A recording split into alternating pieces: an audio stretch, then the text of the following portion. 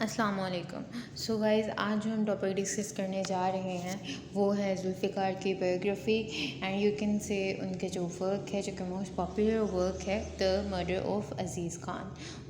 उसकी समरी को आज हम डिटेल में जो है डिस्कस करेंगे, लेकिन उससे पहले हम लोग राइटर के बारे में थोड़ा जान लेते हैं। जो जुल्फ़िकार गुज़ हैं, ये 1935 को सियालकोट इंडिया में पैदा हुए, जब पाकिस्तान जो है इंडिया का हिस्सा था, यानी कि 1947 से पहले, पार्टीशन होने से पहले तब जो है सियालकोट में ये पैदा हुए थे। और ये बेसिकली एक नॉवलिस्ट हैं, पोइट हैं, शॉर्ट स्टोरी राइटर हैं, ऑटोबायोग्राफर हैं एंड एसेइस्ट हैं, as well as literary critic भी हैं। इन्होंने अपने परवरिश जो है वो ब्रिटिश इंडिया में पाई, और फिर जो है ये इंग्लैंड में इनकी फैमिली जो है वो माइग्रेट कर गई थी 1952 में। इन्होंने वहाँ से जो है कीले यूनिवर्सिटी से ग्रेजुएट किया इन 1959 में बीए यानी कि किया इन्होंने। और इन्होंने 1963 और 1969 के दौरान लंदन में जो है एज ए टीचर पढ़ाया एंड देन ये एक क्रिकेट कॉरेस्पॉन्डेंट के तौर पे इन्होंने काम किया बिटवीन 1960 एंड 1965। उसके बाद ये 1969 में जो है यूएस मूव कर गए थे, और वहाँ पर जाकर ये है टेक्सास यूनिवर्सिटी ऑफ टेक्सास में जो है ना एज ए लेक्चरर इन्होंने प्रोफेसरशिप हासिल कर ली। और जो कि जो यूनिवर्सिटी ऑफ टेक्सास है वो ऑस्टिन में है, ठीक है, यूएस में। और इनके जो अर्ली वर्क्स थे उनमें जो है इन्होंने कल्चरल और रूरल डिस्प्लेसमेंट को, उनकी कॉन्फ्लिक्ट को दिखाया अपने अर्ली वर्क्स में, जो कि इन्होंने प्री इंडिपेंडेंस इंडिया में लिखे। यानी कि यू कैन से जो इनका फर्स्ट वर्क था वो था द कॉन्ट्राडिक्शन, जो कि इन्होंने 1966 में जो है वो लिखा। और देन जो है इन्होंने द मर्डर ऑफ अज़ीज़ ख़ान 1967 में जो है इन्होंने लिखा। ये जो है फिर British experimental writer BS Johnson जो हैं उनके क्लोज फ्रेंड बन गए, जिनके साथ इन्होंने मिलकर जो है ना सेवरल प्रोजेक्ट्स पे काम किया। और एंथनी स्मिथ के साथ भी इनकी जो है वो फ्रेंडशिप हो गई। इन तीनों राइटर्स ने, यानी कि बीएस जॉनसन, एंथनी स्मिथ और जुल्फ़िकार गुज़, इन तीनों ने मिलकर जो है एक एज ए जॉइंट एडिटर काम किया of an annual anthology of students poet called universities poetry. इस प्रोजेक्ट पे इन्होंने काम किया, यानी कि जिसका नाम था यूनिवर्सिटीज़ पोइट्री पे। और गुज़ जो थे ये बेसिकली इंग्लिश पोइट टेड हर्ग से मिले और उनकी जो वाइफ है उनसे मिले। और जो अमेरिकन पोइट हैं और उनकी जो नॉवलिस्ट हैं सिल्विया प्लैथ, यानी कि टेड ह्यूज की वाइफ, और इनसे इनकी मुलाकात हुई। एंड देन ये अमेरिकन ऑथर जैनेट ब्यूरोवे से मिले, जिनके साथ इन्होंने कोलैबोरेशन की डिफरेंट वर्क्स में। और फिर ये टीचिंग करते रहे एंड राइटिंग करते रहे इन लंदन 1963 और 1969 के इन बिटवीन। गुज़ जो हैं इन्होंने एज ए फ्रीलांसर भी काम किया, स्पोर्ट जर्नलिस्ट के तौर पे काम किया। इन्होंने क्रिकेट पे रिपोर्टिंग की for the Observer newspaper. And then जो है इन्होंने क्या किया कि अपनी जो पोइट्री है उनकी 2 कलेक्शंस को पब्लिश किया। और वो 2 कलेक्शंस कौन सी थी? द लॉस ऑफ इंडिया, जो कि इन्होंने 1964 में लिखा, and then Jets from Orange 1967 में इन्होंने जो कि लिखा, along with an autobiography called the Confession of a Native Alien, जो कि इन्होंने 1965 में लिखी ऑटोबायोग्राफी। और ये जो 2 नावल हैं इनके पहले, द कॉन्ट्राडिक्शन और द मर्डर ऑफ अज़ीज़ ख़ान, ये मोस्ट पॉपुलर है, जिनकी वजह से इन्हें फेम मिला। तो चलिए अब हम इस बायोग्राफी को डिस्कस करने के बाद जो हम लोग मेन चीज़ पे आते हैं वो है हमारी मर्डर ऑफ अज़ीज़ ख़ान की summary. So without any delay let's get started. हम लोग कैरेक्टर से स्टार्ट लेने जा रहे हैं। इसमें हमें 2 फैमिली से इंट्रोड्यूस करवाया जाता है। एक है बॉर्जस फैमिली, जिसे लीड कर रहे हैं Akram Shah, and on the other hand हमें जो फैमिली से इंट्रोड्यूस करवाया जा रहा है वो है प्रोलिटरेट क्लास, जो कि लोअर क्लास से बिलोंग करते हैं, और उससे उस फैमिली को लीड करते हैं अज़ीज़ ख़ान। अब जो है हम लोग इनके फर्दर फैमिली मेम्बर की डिस्कशन करते हैं कि ये क्या, मतलब इनका लिंक क्या है इस प्ले में, और ये क्या क्या रोल प्ले कर रहे हैं। जावेद और रफ़ीक जो हैं बेसिकली ये दोनों हैं अज़ीज़ ख़ान के बेटे। और जो रफ़ीक है ये बेसिकली क्या करता है, इससे भेज दिया जाता है ब्रोकर के पास मनी लेने के लिए, और ब्रोकर जो है वो इससे किसी न किसी तरीके से झूठ बोलता है कि उससे जो है एक बीमारी हो चुकी है, लंग इन्फेक्शन कनेक्शन की, और वो उसे पैसे नहीं दे सकता। अब हम ये स्टोरी में बताएंगे कि ये पैसे क्यों लेने गया है और किसके बदले में लेने गया है। और ये जो है इस जो अकरम शाह के ब्रदर हैं आफाक, उसको सपोर्ट करता है इल्लीगल एक्टिविटीज़ में, जैसे कि प्रोस्टिट्यूट्स के साथ जाना और उनके साथ अल्कोहल पीना। सो ये सारी इल्लीगल एक्टिविटीज़ में इसे सपोर्ट करता है, ठीक है। और जो नेक्स्ट है यानी कि जावेद जो है ये बेसिकली ब्रोकर के पास जाता है ताकि ये कुछ मनी लोन ले सके, कुछ बोरो कर सके मनी।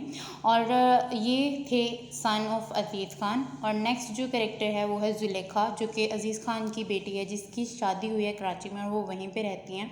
उसके बाद हम बात करेंगे एक और कैरेक्टर है अजीज़ खान की फैमिली में, वो है ज़किया, जो कि अजीज़ खान की वाइफ हैं और उससे जो है किडनी प्रॉब्लम है और उसका किडनी ट्रांसप्लांट होता है, जिसकी वजह से अजीज़ खान जो है डेप्ट में जो है गिर जाता है, यानी कि कर्ज में डूब जाता है। अब जो हम लोग बात करने जा रहे हैं वो है बोर्जस फैमिली की, जिसके लीडर हैं अकरम शाह। उसके फैमिली मेंबर हम लोग डिस्कस करते हैं। अकरम शाह जो है इस फैमिली के, अपनी फैमिली के ओल्डेस्ट ब्रदर हैं, और अयूब शाह जो है वो मिडिल ब्रदर है। अयूब जो है वो बहुत ही अग्रेसिव किस्म का है। आफाक शाह जो है यंगेस्ट ब्रदर है शाह फैमिली का और बहुत ही ज़्यादा एजुकेटेड है। ज़रीना जो है ये भी शाह फैमिली के एक मेंबर है, जिसके पेरेंट्स अननोन है। हम प्ले में पढ़ेंगे कि कौन है इसके पेरेंट्स, और ये रिवील कौन करेगा कि इसके पेरेंट्स कौन है, ठीक है। सो हम अब प्ले की तरफ बढ़ते हैं। इसके टोटल बेसिकली जो है वो 4 चैप्टर्स हैं। हम लोग आगाज़ करते हैं फर्स्ट चैप्टर से, जिसका नेम है आर्ग्यूमेंट। इस चैप्टर की बिगनिंग होती है अकरम शाह के अराइवल से, जो कि मुंबई से कालापुर में आया है। कालापुर जो है वो बेसिकली पंजाब का एक रूरल एरिया है, यानी कि एक विलेज है, और ये जो है इंडिया से पाकिस्तान आया है, क्योंकि ये अब इंडियन और मुस्लिम्स के झगड़ों से जो कि हिंदुस्तान में हो रहे थे उनसे फेडअप हो चुका है टोटली, एंड टायर्ड हो गया है। इसी वजह से ये अब आया है पाकिस्तान में। अब जो हम देखते हैं कि ये टाइम पीरियड चल रहा है मार्शल लॉ का पाकिस्तान में, और इंडस्ट्रियलिस्ट जो हैं वो अपनी प्रॉपर्टीज़ को एक बहुत ही अच्छे दामों में बेच रहे हैं। और जैसे ये कालापुर में आता है तो ये आप लोग को पता है कि पाकिस्तान है ही सरसब्ज़ोशुदा, जिसकी वजह से उसके अंदर बहुत ज़्यादा इसे ग्रीनरी मिलती है और कॉटन फील्ड्स दिखते हैं, और उनको देखते ही इसके मुंह में पानी आ जाता है कि पूरे से ख्याल आता है कि क्यों ना एक बिज़नेस स्टार्ट किया जाए। लेकिन बिज़नेस स्टार्ट करने के लिए पैसे तो होने चाहिए और उनको, ताकि वो परचेज़ कर सके, लेकिन इसके पास पैसे नहीं हैं। लेकिन अब ये क्या करता है कि ये इमीडिएटली 5 लाख अरेंज करता है ताकि ये सारी कॉटन फील्ड्स को बाय कर सके। और फिर जैसे इन्हें बाय कर लेता है, अब क्या होता है कि ये इन प्रॉपर्टीज़ को, जितने भी कॉटन फील्ड्स की हैं, ये सबको फर्दर सेल ऑन करता है और 10% प्रॉफिट पे जो है ये अपना बिज़नेस ग्रो करता है। अब इतनी बड़ी सक्सेसफुल रिवेन्यू के बाद, इतनी बड़ी सक्सेस पाने के बाद ये क्या करता है, 2 क्लॉथ इंडस्ट्रीज़ को इस्टेब्लिश करता है। और उन इंडस्ट्रीज़ को इस्टेब्लिश करने के लिए भी इनके पास पैसे नहीं होते, यानी कि अकरम शाह के पास बिल्कुल पैसे नहीं होते कि वो मज़ीद कुछ कर सके।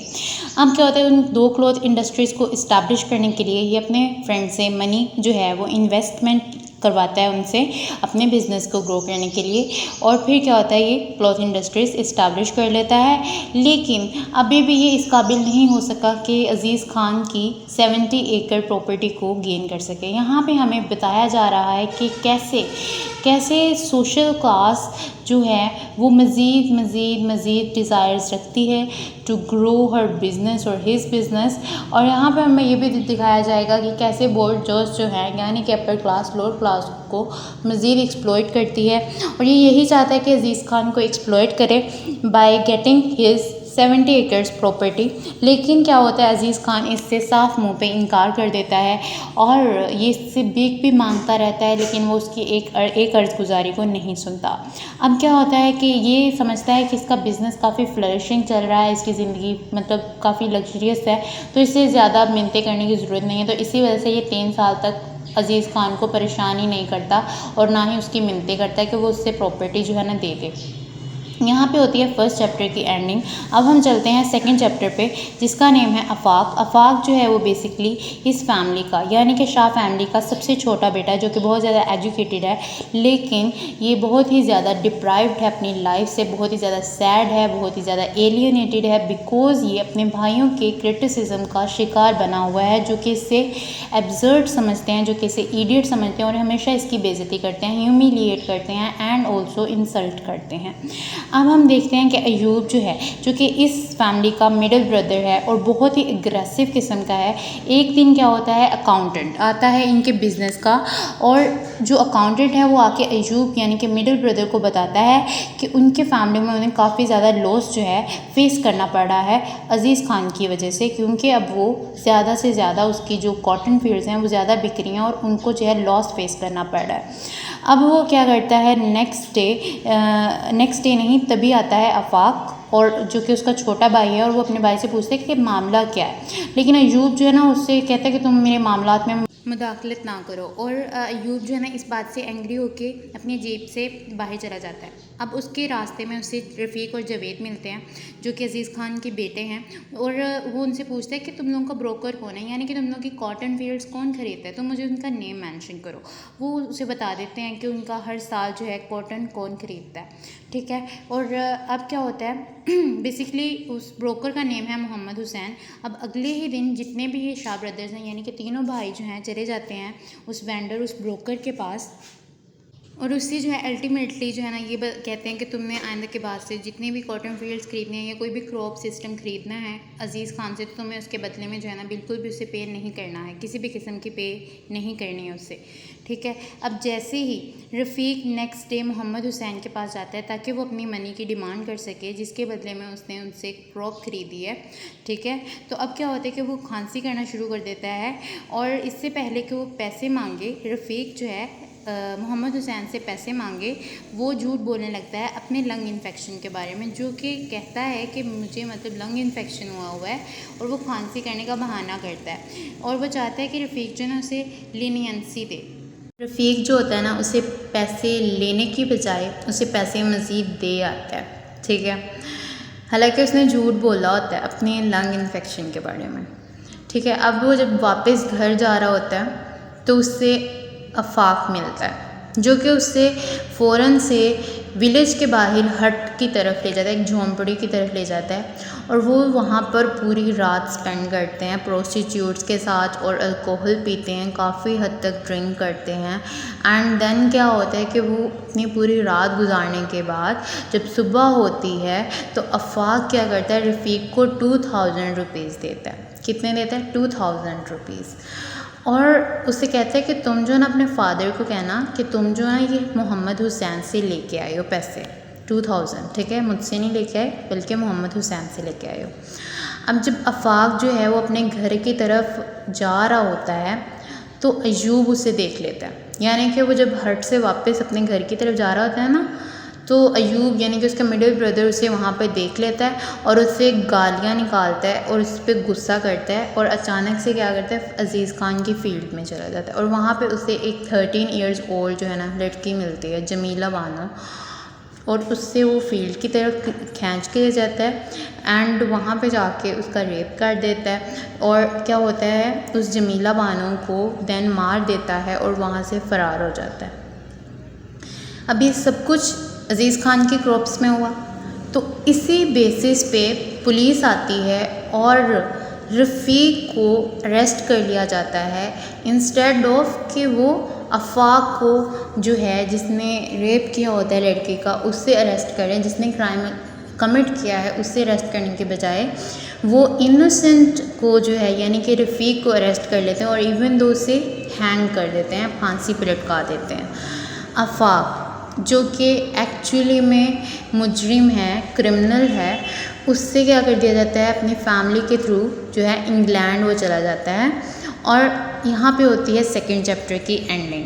अब आता है थर्ड चैप्टर जो है उसका नेम है जवेद। ज़किया जो है बेसिकली जो अज़ीज़ खान की वाइफ है, उसे किडनी प्रॉब्लम है, और इतनी वो शदीद पेन में होती है कि उससे जो है स्किल्ड डॉक्टर के पास, यानी कि जिसके पास एक स्किल हो ना, वो परफेक्टली उसका ऑपरेशन कर दे, तो वो उसके पास लेके चला जाता है। यानी कि अज़ीज़ खान अपनी वाइफ को एक स्किल्ड डॉक्टर के पास ले जाता है और एक सक्सेसफुल किडनी ट्रांसप्लांट के बाद जब वो घर वापस आती है तो उसका जो हस्बैंड होता है ना, वो कर्ज़ में डूबा हुआ होता है, क्योंकि उसके ऑपरेशन के पैसे इतने नहीं होते और इसी वजह से उसने कई लोगों से कर्ज़ लिया होता है ताकि उसका ऑपरेशन हो सके।